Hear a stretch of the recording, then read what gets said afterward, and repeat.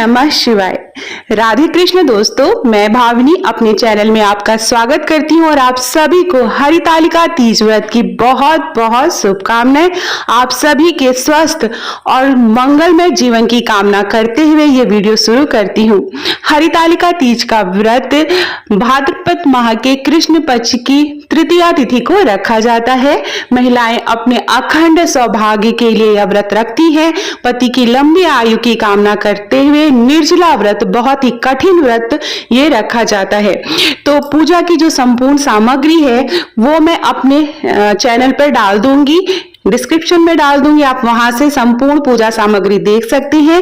पूजा विधि मैं इस वीडियो में शेयर करूंगी कि कैसे पूजा करनी है, संपूर्ण विधि, और साथ में मैं व्रत के नियम बताऊंगी, सुहाग कैसे लेते हैं और साथ में पारण हम कैसे करेंगे, पारण के बाद दान दक्षिणा क्या करना है, संपूर्ण जानकारी इस वीडियो में मैं आपको दूंगी।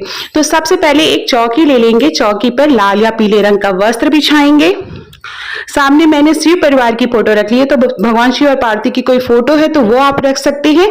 और मैंने मूर्तियां बनाई है वो मैंने स्थापित की। तो सबसे पहले गंगा जल से पवित्र कर लेंगे स्थान को, फिर हम कलश स्थापना करेंगे। कलश स्थापना के लिए मैंने फूल लिया है, आप चाहे तो चावल का ढेर भी बना सकते हैं।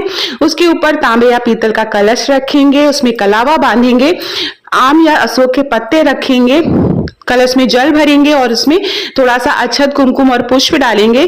जल उसके ऊपर हम चावल से भरी कटोरी रखेंगे। तो सर्वप्रथम भगवान गणेश की पूजा करेंगे। देखिए मैंने मिट्टी से मूर्ति बनाई है, थोड़ा सा गंगा जल डाल लिया है। जब मैं मूर्ति बना रही थी तो उसमें गंगा जल डाल के मूर्ति बनाई थी। तो भगवान गणेश, माँ पार्वती और भगवान शिव की शिवलिंग मैंने बनाई है घर में। बहुत सी जगह पर मार्केट में बनी बनाई मिलती है तो आप उससे भी पूजा कर सकते हैं। मूर्ति नहीं बना पा रहे हैं तो आप फोटो से भी पूजा कर सकते हैं। और यही विधि आप मंदिर में भी अपना सकते हैं अगर आप मंदिर में जाके पूजा करते हैं। तो सर्वप्रथम हम भगवान गणेश को जल चढ़ाएंगे, उसके बाद माँ पार्वती को चढ़ाएंगे, उसके बाद भगवान शिव को ओम नमः शिवाय का जाप करते हुए जल चढ़ाना है। आप चाहें तो कच्चा दूध गाय का वो भी चढ़ा सकते हैं। अभिषेक करना है तो आपको कच्चा दूध, गंगा जल, दही, शहद, देसी घी और शक्कर चढ़ानी चाहिए। इस तरह से आप भगवान शिव का अभिषेक भी कर सकते हैं। उसके बाद हम कुमकुम लगाएंगे, तो भगवान गणेश को कुमकुम अक्षत लगाएंगे, माँ पार्वती को, भगवान शिव को, और जो सामने फोटो है शिव परिवार की वहां पर भी हम कुमकुम अक्षत लगाएंगे। जो कलश रखा है हमने वहां पर भी कुमकुम और अक्षत चढ़ाएंगे। तो इस तरह से पूजा करते हैं। देखिए निर्जला व्रत रखा जाता है, लेकिन अगर गर्भवती हैं या बीमार हैं तो आप फलाहार करके व्रत रख सकती हैं। इसमें आपको कोई भी परेशानी नहीं है, कुछ सोचना नहीं है, क्योंकि इनके लिए आपको निर्जला व्रत नहीं रखना है। तो कलश के ऊपर हम दिया रख देंगे, घी का दीपक जला के रख देंगे। उसके बाद हम भगवान गणेश को जनेऊ चढ़ाएंगे। जनेऊ चढ़ाने से पहले उसमें थोड़ा सा हल्दी लगा लेंगे, तब जनेऊ चढ़ाया जाता है। भगवान शिव को भी आप जनेऊ चढ़ा सकते हैं। तो इसके बाद ये देखिए दुर्वा चढ़ाएंगे भगवान गणेश को, और भगवान गणेश को एक बेल का पत्र चढ़ाएंगे, बेलपत्र चढ़ाएंगे। तो इस तरह से भगवान गणेश की सर्वप्रथम पूजा करनी है। उसके बाद भगवान शिव को बेलपत्र चढ़ाएंगे। बेलपत्र की संख्या 3, 5, 7, 11 इस तरह से आप बेलपत्र चढ़ा सकते हैं, जितने बेलपत्र आपको आसानी से उपलब्ध हो पाए। शमी के पत्ते चढ़ाएंगे भगवान गणेश को, भगवान शिव को अगर शमी का पत्ता मिल पाए तो वो चढ़ाएंगे। भांग के पत्ते होती हैं वो चढ़ा देंगे भगवान शिव को। तो जैसे तीज आता है तो आसपास बहुत सारी दुकानें लग जाती हैं, फूलों की भी दुकान लगती है, तो वहां पर सारी चीजें भगवान शिव को चढ़ाने वाली सारी चीजें आसानी से मिल पाती हैं। नहीं मिल पा रही हैं आपको तो कोई बात नहीं, आप जो मिल पाए उसी में आप पूजा कर सकते हैं। तो जो सामने फोटो है वहां पर हमने कलावा या रक्षा सूत्र वस्त्र के रूप में हमने चढ़ा दिया, ठीक है। इसी तरह वस्त्र के रूप में कलावा या रक्षा सूत्र हम चढ़ाएंगे भगवान गणेश, माँ पार्वती और भगवान शिव को। माँ पार्वती को मैंने चुनरी ओढ़ा दी है। पुष्प चढ़ाएंगे, तो पुष्प आप सब जगह पुष्प चढ़ाएंगे। माला पहनाएंगे, सामने फोटो पे ये देखिए मंदार की माला मैंने पहना दी है।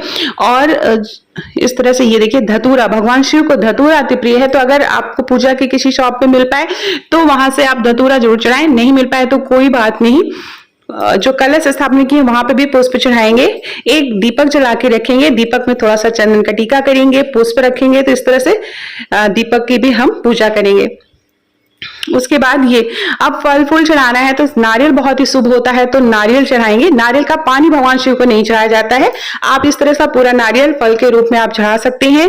तो 3 प्रकार का फल इस तरह से चढ़ाएंगे, क्योंकि तीज का व्रत है तो हमारे यहाँ 3-3 की संख्या में चढ़ाते हैं, तो एक नारियल चढ़ा दिया, नारियल एक ही चढ़ाएंगे। केला या और इस तरह से जो भी सीजनी फल है, आप चाहे तो सेब ले सकते हैं, ये इस तरह से खीरा लिया है मैंने, तो ये चढ़ाएंगे। तो इस तरह से हमें फल अर्पित करना है। ये देखिए इस तरह से हम फल चढ़ा देंगे भगवान को। जो भी मीठी चीज आप भोग चढ़ाना चाहते हैं अपने हाथों से बना के, वो आप चढ़ा सकते हैं। तो जैसे बर्फी है, बहुत सी जगह पर गुजिया बनाई जाती है, जैसे उत्तर प्रदेश और बिहार में गुजिया बनाने की प्रथा है, तो तीज के दिन गुजिया जरूर बनाई जाती है, तो आप वो गुजिया भोग में लगा सकते हैं।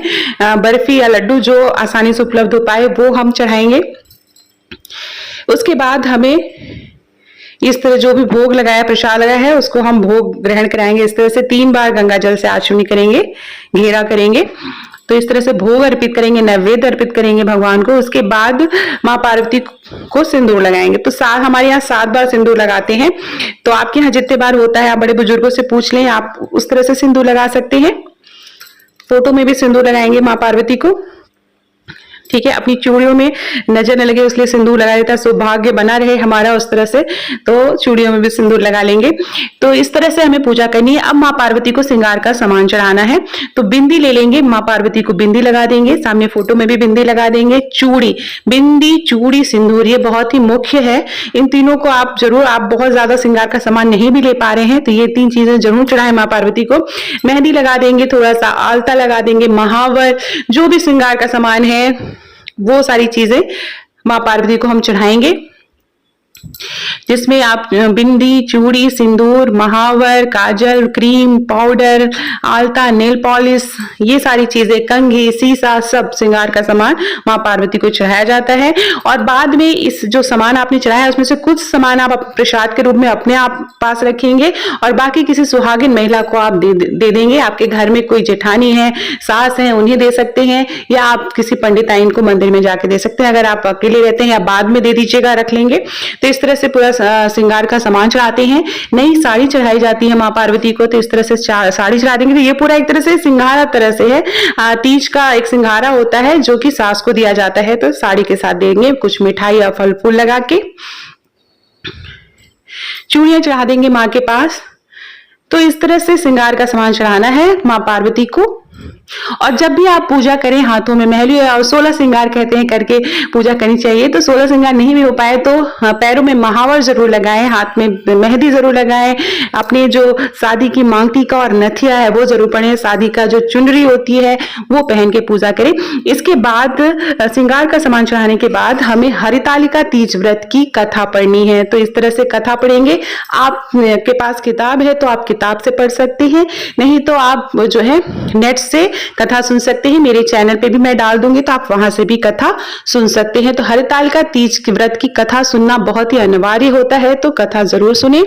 उसके बाद हमें आरती करनी है। आरती में भगवान गणेश, माँ पार्वती और भगवान शिव की आरती करेंगे। और आरती करने के बाद हमें क्षमा प्रार्थना करनी होती है। तो आरती, जैसा कि मैंने बताया, एक चीज और याद रखिएगा कि जब भी आप घर में इस तरह से पूजा करते हैं तो घर में के सभी सदस्यों को पूजा में शामिल होना चाहिए। बड़े बुजुर्ग, अगर आप घर में पूजा कर रहे हैं तो सभी बच्चों को भी शामिल करें, तो सभी लोग मिलके पूजा करें। तो इस तरह से आरती करने के बाद आरती रख देंगे और गंगा जल से फेरेंगे और फिर फूल हाथ में लेके पहले भगवान को आरती देंगे, उसके बाद घर के सभी सदस्यों को आरती देंगे, उसके बाद खुद आरती लेंगे। तो इस तरह से हमें आरती करनी है। आरती करने के बाद क्षमा प्रार्थना करनी है। तो क्षमा प्रार्थना करने से पहले हमें सुहाग लेना रहता है। जो माँ पार्वती को हमने सिंदूर चढ़ाया था 7 बार, तो उसी सिंदूर से हमें सुहाग लेना रहता है। 4 पहर की पूजा होती है, तो शाम की जो प्रदोष काल की पूजा का जो प्रोसेस है, जो तरीका है, वो मैं आपको बता रही हूँ। तो इस तरह से सुहाग लेंगे, क्षमा प्रार्थना करेंगे। तो सुहाग लेने का तरीका मैं आपको बता दूं। 7 बार जो हमने सिंदूर चढ़ाया था वो 7 बार अपनी मांग में लगाएंगे। इस तरह से देखिए, इस तरह से 7 बार लगाएंगे, फिर अपने हाथ को धो लेंगे। ऐसा माना जाता है कि हाथ जूठा हो जाता है, फिर माँ पार्वती को 7 बार सिंदूर हम चढ़ाएंगे। इसी तरह जब हम अगले दिन सुबह सुबह भोर में उठते हैं तब भी हम इसी प्रकार से सुहाग लेंगे, आरती करेंगे और उसके बाद हम व्रत का पारण करेंगे। तो मैं आपको बता दूं व्रत का पारण कैसे करना है। तो सुहाग जब लेंगे तो कुछ जो चूड़ियां थी हम पहन लेंगे, बिंदी लगा लेंगे, कुछ श्रृंगार का सामान हम प्रसाद के रूप में अपने पास रख लेंगे। सुबह आपको पूजा करनी है, सुबह उठना है, स्नान करना है, मंत्रों का जाप करना है और उसी तरह भगवान गणेश, माँ पार्वती और भगवान शिव की हमें आरती करनी है। और आरती करने के बाद हमारे यहाँ चना भिगो हुए, काले चने भिगो के रखे जाते हैं, तो काला चना निगला जाता है और फिर जल ग्रहण किया जाता है, पानी पिया जाता है। तो जितने भाई होते हैं उतना चना निगला जाता है। जैसे एक भाई है तो एक चना निगल जाएंगे और पानी के साथ। उसके बाद हम व्रत का पारण करेंगे। व्रत का पारण करने के बाद हमें दक्षिणा निकालनी होती है, सीधा निकालना होता है, एक दिन का पूरा खाना निकालना होता है और किसी पंडित जी या किसी जरूरतमंद को दान करना होता है। उसके बाद आप कुछ भी हल्का फुल्का खिचड़ी बना के जरूर खाइएगा। तो इस तरह से हल्का फुल्का खाकर ही व्रत का पारण करें। उसके बाद आप बड़े बुजुर्गों का आशीर्वाद लें और जो श्रृंगार का सामान है और साड़ी है वो अपने सास या जेठानी को आप दे सकते हैं, उनका पैर छू के आशीर्वाद लेंगे। तो इस तरह से हमें पूजा करनी है। आप सभी को एक बार फिर से हरितालिका तीज